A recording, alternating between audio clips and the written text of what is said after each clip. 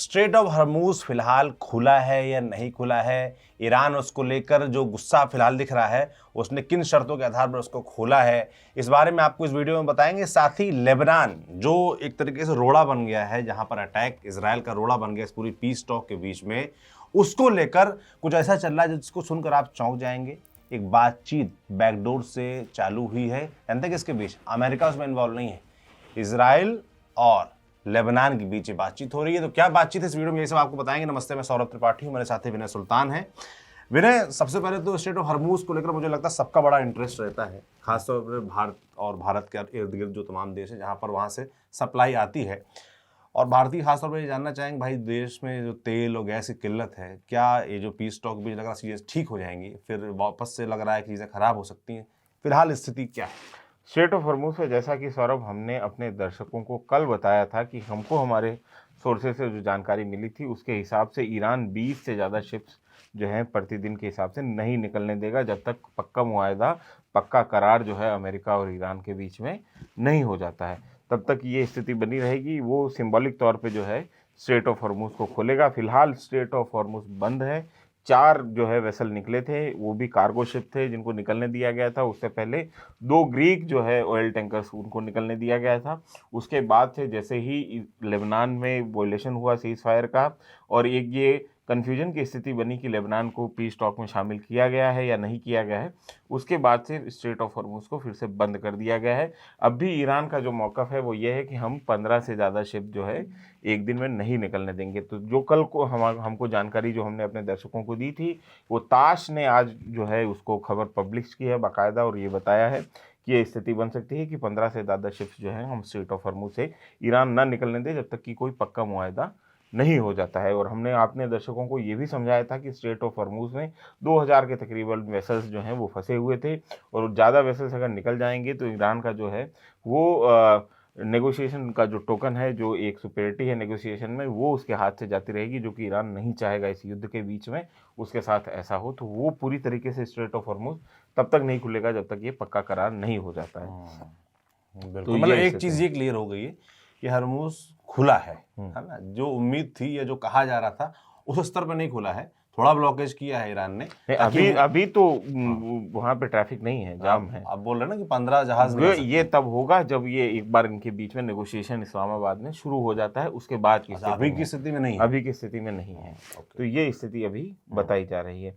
और वो जो बात टैरिफ की थी जिसको लेकर बड़ा चर्चा है, कहा जा रहा है इजराइल तमाम मिडिल ईस्ट के जो देश हैं वो इनसिक्योर हैं, उसको लेकर चुंगी की क्या बात है टैरिफ की? उसमें ईरान की तरफ से 2 प्रस्ताव रखे गए हैं। या तो हमको $2 मिलियन प्रति वेसल दिया जाए, या अगर ऐसी स्थिति नहीं हो तो पर ऑयल टैंकर पे $1 पर बैरल जो है, $1 $1 पर बैरल जो है वो दिया जाए। रुपया, क्योंकि भारतीय हूँ तो रुपया बार बार मुंह से निकल जाता है। $1 पर बैरल जो है वो दिया जाए हमको।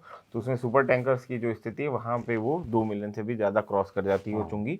तो ये ईरान की तरफ से शर्त रखी गई है, और उसमें उन्होंने ये कहा था कि हम जो टोल वसूल करेंगे उसका एक हिस्सा हम ओमान को देंगे, क्योंकि ओमान का भी एक हिस्सा स्ट्रेट ऑफ हॉर्मूज में लगता है। लेकिन ओमान ने मना कर दिया कि हमको पैसा नहीं चाहिए। तो ईरान को जो फंड मिलने वाला है, जो वॉर कंपनसेशन मिलने वाला है, उसका एक नया जरिया, एक नया सोता हमको खुलता हुआ दिख रहा है। उसका शुरुआती सुगबुगाहट जो है, उसको आप कह सकते हैं कि शुरुआती रुझान जो है हमको मिलना शुरू हो रहे हैं। क्योंकि IMF ने अपनी एक रिपोर्ट जारी की है जिसके हिसाब से 45 मिलियन लोग या 4.5 करोड़ लोग जो हैं ईरान में भुखमरी के कगार पर चले जाएंगे इस युद्ध के ख़त्म होने के बाद।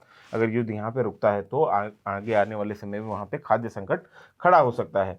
और ये लगभग ईरान की आधी जनसंख्या है। तो मतलब 9 करोड़ की जनसंख्या है ईरान की, उसमें से आधी जनसंख्या भुखमरी के कगार पे खड़ी है, ऐसा IMF का कहना है।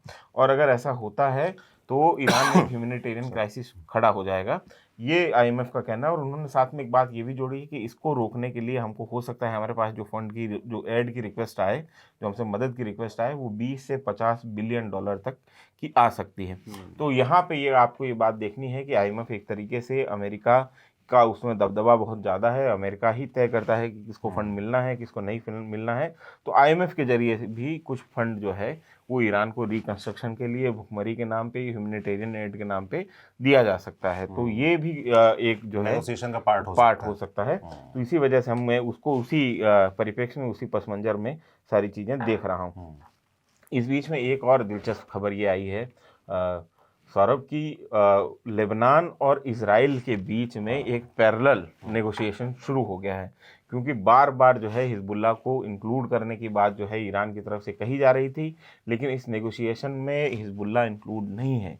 ये लेबनानी गवर्नमेंट और ईरान इजराइल के बीच में एक नेगोशिएशन पैरेलल चल रहा है, जिसमें डीमिलिटराइजेशन की बात की जा रही है, और ये भी बात कही जा रही है, फोकस इस बात पे है कि हिजबुल्लाह को किस तरीके से डिसआर्म किया जाए। तो इजराइल अब यहाँ पे ये चाहता है कि लेबनानीज आर्मी जो है वो आईडीएफ के साथ में मिलकर, इजरायली डिफेंस फोर्सेस के साथ में मिलके और हिजबुल्लाह को डिसआर्म करने में उनकी मदद करे, ताकि ये जो कैंपेन, जो मिलिट्री कैंपेन उनकी तरफ से चलाया जा रहा है इजराइल की तरफ से, जो ये असर्शन इजराइल की तरफ से हो रहा है, वो पूरी तरीके से रुक जाए या उसको मंदा किया जा सके। और जो लेबनान की शिकायत है कि हमारे शहरों पर हमला हो रहा है, हमारे सिविलियन इलाकों में हमला हो रहा है, वो रुक सकेगा अगर लेबनान उसके साथ में आईडीएफ के साथ में एक पेज पे आ पाता है हिजबुल्लाह के खिलाफ ऑपरेशंस में, तो हो सकता है कि ये सारा का सारा मामला जल्दी सुलझ जाए। हाँ, मतलब जो पीस डील फिलहाल हमको रुकती दिख रही है, अगर ये जो आपने बताया है, अगर ये बातचीत आगे बढ़ती तो शायद वो सही दिशा में बढ़ेगी। ये दोनों अलग अलग किस्म की बातचीत है। दरअसल इजराइल की तरफ से ये कहा गया, बेंजामिन नेतन्याहू ने कहा कि कल की कैबिनेट मीटिंग हुई,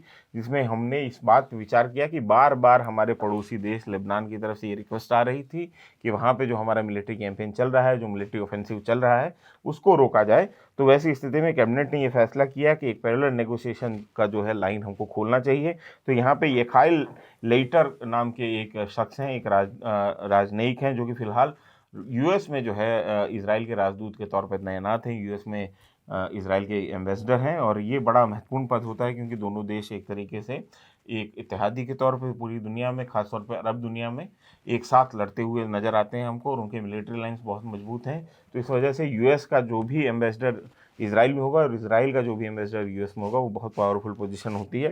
तो यखाइल लेइटर को इजराइल की तरफ से नियुक्त किया गया है लेबनान के साथ में, और वो मीटिंग करेंगे लेबनान के जो प्रधानमंत्री हैं उनके साथ में, माफ़ कीजिए, जो लेबनान के राष्ट्रपति हैं उनके साथ में, और पैरेलल एक नेगोशिएशन शुरू कराएंगे। और इस बीच में हमको ये भी खबर मिल रही है कि बिंत जबियल, जो कि हमने अपने दर्शकों को बताया है कि हिजबुल्लाह की राजधानी कहा जाता है साउथ लेबनान में, एक टाउन है, एक शहर है बड़ा, और इसके चारों तरफ जो है आईडीएफ ने लंबे समय से घेरा डाल रखा है। एक तरीके से उस घेरे को हर बीतते दिन जो है तंग करने की कोशिश आईडीएफ के द्वारा की जाती है, कि ताकि वो बिंत जबेल को किसी भी तरीके से उसको कैप्चर कर ले, तो हिजबुल्लाह का जो है ये गढ़ टूट जाए। ये आखिरी गढ़ माना जा रहा है साउथ लेबनान में हिजबुल्लाह का।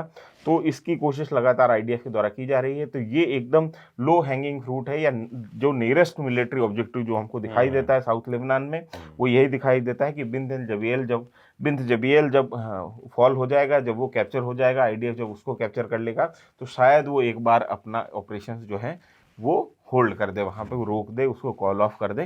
तो ऐसी स्थिति बनती है। तो जो लेबनान के मोर्चे पे, खासतौर पे साउथ लेबनान के मोर्चे पे जो हमको शांति की एक उम्मीद नज़र आती है, वो इसी स्थिति में आती है कि बिन जबियल जो है वो फॉल हो, हिजबुल्लाह के हाथ से निकल जाए, आईडीएफ का वहाँ पे कब्जा हो, फिर लेबनानी आर्मी के साथ में सुरक्षा के नाम पे हो सकता है आईडीएफ जो है उस पूरे के पूरे साउथ लेबनान के रीजन में खुद की तैनाती रखे, हालांकि वो उसको अपनी टेरिटरी के तौर पे क्लेम नहीं करेगा। तो ये एक स्थिति हमको आगे बनती हुई दिखाई दे रही है। बिल्कुल। तो ये दो बड़े महत्वपूर्ण अपडेट्स थे जो आपने बताया। और इस बीच में एक और ईरान की एम्बेसी के द्वारा एक बयान जारी करके कहा गया। अब आपको यहाँ पे एक बात और मैं समझाता हूँ सौरभ, कि ये जो साउथ लेबनान में बार बार, हालांकि ईरान इस बात पे दबाव डाल रहा है कि हम हिजबुल्लाह को जो है इस पूरी की पूरी पीस प्रोसेस में शामिल किया जाए, हिजबुल्लाह को इस पूरी पीस प्रोसेस में जिसके लिए इजराइल तैयार नहीं है, जिसके लिए इजराइल तैयार नहीं है। लेकिन आपको यहाँ पे एक बात ये भी समझनी पड़ेगी कि अगर ईरान इसको बहुत बुनियादी शर्त बना के चलता, तो अब तक जो है ये पीस डील जो है वो पूरी तरीके से क्षत विक्षत हो चुकी होती, और बातचीत की कोई उम्मीद हमको नज़र नहीं आ रही होती। अभी ईरान की जो विदेश मंत्रालय है उसकी तरफ से बयान जारी किया गया, उसमें ये कहा गया कि हम बिल्कुल जो हमारे खिलाफ जो सीज फायर रेवोल्यूशन हुआ था उसका करारा जवाब देने के एकदम कगार पे खड़े थे। तभी पाकिस्तान की तरफ से कुछ मैसेज हमको ऐसे मिले हैं, जिसके बाद में हमने एक बार अपना ये जो है जवाब देने वाला प्रोसेस है और वोलेशन, मतलब ये पूरा का पूरा एस्केलेशन जो है युद्ध का, उसको फिर से एक नए सिरे पे ले जाने की जो हमारा फैसला था उसको हमने रोक लिया है। लेकिन हम भी तैयार खड़े हैं और हिजबुल्लाह को पीस प्रोसेस में शामिल किया जाएगा। और तीसरी बड़ी अपडेट यह है कि 60 दिन का समय जो है नेतन्याहू ने दिया था, इजराइल ने दिया था हमास को डिसआर्म होने के लिए गाजा में, वो मियाद जो है वो कल ख़त्म हो रही है। तो कल हमको ये भी देखने को मिल सकता है कि कल से एक नया वॉर फ्रंट जो है गाजा में वहाँ शुरू हो जाएगा। उसकी भी संभावनाएं बनती है क्योंकि कल वो मियाद ख़त्म हो जाएगी गाजा में, और हमास ने अभी तक खुद को डिसआर्म नहीं किया है।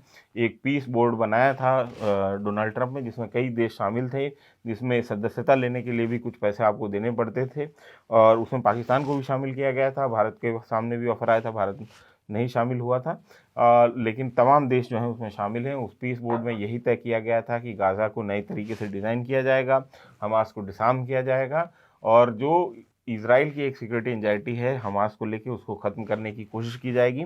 और ये तमाम पीस बोर्ड के ऊपर जब बातचीत चल रही थी, हमास के लीडर इकट्ठा हुए थे कतर में, उसी समय उनके ऊपर हमला हो गया था।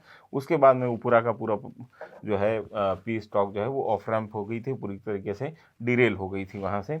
तो वो 60 दिन की म्याद जो है ख़त्म हो रही है, वो कल के दिन ख़त्म हो रही। तो कल हमको एक नया फ्रंट जो है उस पूरे के पूरे युद्ध में खुलता हुआ दिखाई देगा। तो ऐसी स्थिति में कल पीस टॉक भी शुरू होनी पाकिस्तान में, कल गाज़ा के ऊपर हमले भी अगर शुरू हो जाते हैं तो ये एक बहुत ज़्यादा मोरल डिलेमा में डाल देगा ईरान को कि ईरान जो है अब यहाँ से पीस टॉक करे या ना करे, क्योंकि ईरान जिस तरीके से ईगर दिखाई दे रहा है इस स्टेज पे कि वो तमाम चीज़ों को नज़रअंदाज करते हुए एक पीस टॉक को आगे बढ़ाने की कोशिश कर रहा है, एक तरीके से एक पीस नेगोशिएशन करना चाह रहा है, क्योंकि उसको ये लग रहा है कि यहाँ पे ये जो है उसके पास में एक लेवरेज है पूरे के पूरे नेगोशिएशन, और यहाँ से वो अपने मनपसंद की शर्तें निकाल ले जा सकता है। तो इस मौके को जाना नहीं देना चाह रहा है, और वैसी स्थिति में ईरान जो है किसी भी तरीके से पीस डील को कंक्लूड करने की कोशिश करेगा। इजराइल की तरफ से लगातार ये कोशिश होगी कि ईरान को प्रेशराइज किया जाए और पीस डील को है सक्सेस ना होने दिया जाए, और या सक्सेस होने भी दिया जाए तो बहुत ही मिनिमल शर्तों के साथ, खासतौर पे हरमुज में जो टैक्स लेने की छूट दी गई है उस तरह की चीजें, उसको देखिए न्यूक्लियर पावर जो वाली जो बात होती है उसमें बहुत छोटा उनको ना मिले, कुछ जो मेजर शर्तें मुझे लगता है जो जिसपे ईरान अड़ा हुआ है। अब आप ये बात समझिए कि स्टेट ऑफ हरमुज में हम स्टेटस को पे नहीं पहुंच पा रहे हैं, जो इस युद्ध के शुरू होने से पहले की जो स्थिति है हम वहां पर भी नहीं पहुंच पा रहे हैं, और इसकी भरपाई जो है ये सिर्फ ट्रंप को नहीं करनी पड़ेगी, अमेरिका या इजराइल को नहीं करनी पड़ रही, पूरी दुनिया को इसका जो है भार उठाना पड़ेगा। जो भी वहां से चुंगी वसूलेगी उसको पूरी दुनिया को देना पड़ेगा, और इसमें हम कुछ भी कर नहीं सकते हैं। तो वो स्थिति बनती है। तो उसका एक रास्ता जो है आईएमएफ के जरिए हमें को जाता हुआ दिख रहा है, जहाँ से 20 से 50 मिलियन डॉलर तक का उसको ईरान को एक एड का ऑफर किया जाएगा कि हम आईएमएफ से आपको पैसा दिलवा देंगे, आप स्ट्रेट ऑफ हॉर्मुज को फ्री नेविगेशन के ऊपर छोड़ दीजिए। बिल्कुल। तो ये तो कुछ चीज़ें हैं, नए अपडेट्स हैं, खासतौर पे जो दो इंपॉर्टेंट पॉइंट्स हैं, स्ट्रेट ऑफ हॉर्मुज को लेकर और दूसरा लेबनान को लेकर, इन दोनों के बारे में हमने आपको बताया। और तीसरा एक और फ्रंट जो खुल सकता है गाजा, उसके बारे में हमने आपको बताया। बाकी हमारी नज़र बनी हुई है, जो भी अपडेट आ रहे हैं वॉर से जुड़े हम आप तक लगातार पहुंचा रहे हैं। मेरे सुल्तान बिल्कुल डटे हुए हैं, नज़र रखते हैं। कई बार थोड़ा सा देर हो जाती है, उसके लिए माफ़ी हम चाहेंगे, पर हम जो काम है हम चाहते हैं थोड़ा वेरीफाई करके समय थोड़ा भले लग जाए, क्योंकि हम थोड़ा सा ब्रेकिंग न्यूज़ तर्जिया की तरफ जो है ब्रेकिंग न्यूज़ विश्लेषण हम थोड़ा सा कम पसंद करते हैं। थोड़ा सा जो हमारे फैक्ट जो हैं वो आ जाए, उनको एक दो जगह से वेरीफाई हो जाए, क्योंकि फॉग ऑफ वॉर में आप देख रहे होंगे कई एआई वीडियोस चल रहे हैं, कई अनाप शनाप इन्फॉर्मेशन जो है दोनों तरफ से दी जाती हैं, उसमें से हम वेरीफाइड इन्फॉर्मेशन को ही आपको बताते हैं। तो ये विश्वसनीयता बनाए रखने के लिए हमको थोड़ा सा देर जोखिम लेना पड़ता है, थोड़ा आपकी नाराजगी भी झेलनी पड़ती है कई बार, पर हाँ फिर भी हम थोड़ा सा और करेक्ट करने का प्रयास करेंगे इसको कि और हम जल्दी आपको चीज़ें डिलीवर कर पाएं। बाकी आपको हमारी कोशिश कैसी लग रही कमेंट बॉक्स में लिखकर जरूर बताएं। कोई फीडबैक हो तो भी आप जरूर देखते रहें। हम और मेरे सुल्तान दोनों लोग आपके कमेंट पढ़ते हैं और उन पर अमल करने की कोशिश भी करते हैं, करते रहेंगे। और एक दूसरे के बारे में, जैसे अगर सौरभ के बारे में आपने कुछ मजाकिया कमेंट किया है तो मैं उसको छेड़ता भी हूँ, देखो तुम्हारे बारे में ऐसा लिखा है, तो ये भी ऐसा ही करता है। तो वो भी बाकी मैंने इनकी राइटिंग सुधरवाने के लिए इनको रोज 2 पन्ना लिखने को हिंदी में बोला है, राइटिंग की सुधरेगी जल्दी। ये सब काम चलता रहेगा। आप न्यूज़ पिन देखते रहिए। मैं सौरभ त्रिपाठी हूँ, मेरे साथी विनय सुल्तान है, और कैमरे के पीछे आप यकीन नहीं करेंगे हमारे जो लिखने वाले साथी हैं, क्योंकि कैमरा पर्सन जा चुके हैं, तरुण है। शुक्रिया।